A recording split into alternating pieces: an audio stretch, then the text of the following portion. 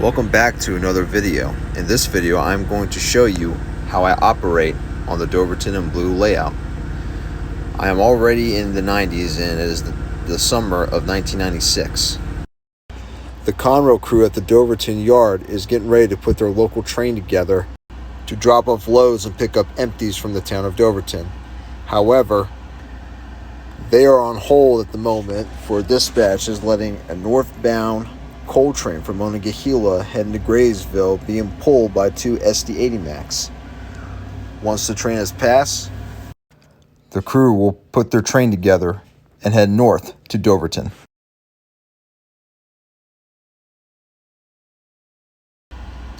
After the train passes, the crew will use a GE B23-7 with a transfer caboose for their local train. From here, they're going to set up on the auxiliary track. Back in the 70s, they had to set up on the main line for the train was much longer back in the day. But now today, with the change in business, the train is much smaller and can now fit on the auxiliary track without interfering with the main line.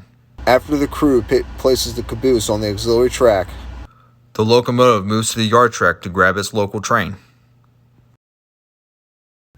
We then move our train and place it on the auxiliary track, not yet coupling it to the caboose.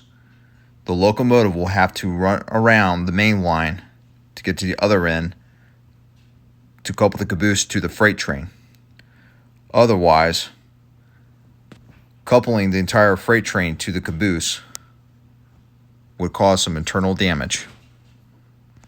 After coupling the caboose to the local train, we then run around the main line to attach to the other end of the train. After we do a little brake test, we are ready to head up to Doverton. As we are fixing to leave, the Amtrak Turboliner in Doverton is heading northbound up to Gradysville.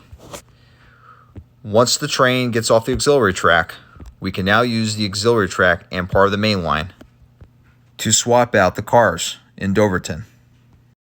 This is the only Turboliner that Amtrak used the longest in service.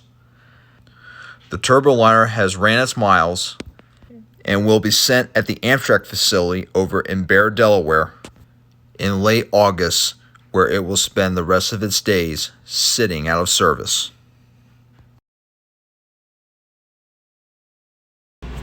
Now that the tracks are clear, the train makes its way over to Doverton, where it will deliver the loaded cars and bring the empties back.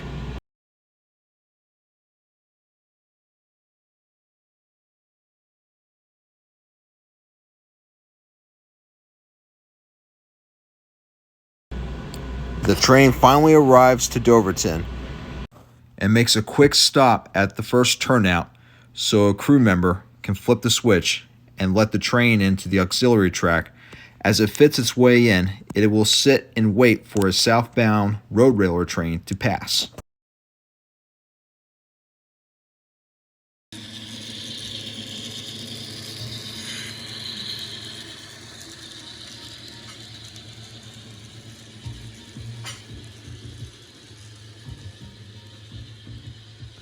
After the road railer train passes, the local starts with its first two deliveries with both the oil and the propane. This is to get the hazardous work out of the way first. The crew starts by grabbing the empty oil cars and then the only empty propane car.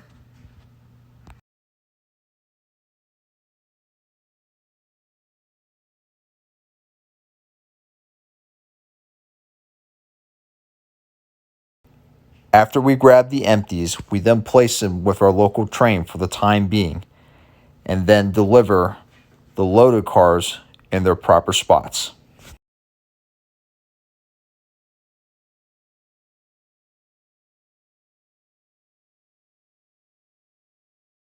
We will end our video right here. Please stay tuned for part 2 of the Doverton N Blue operations.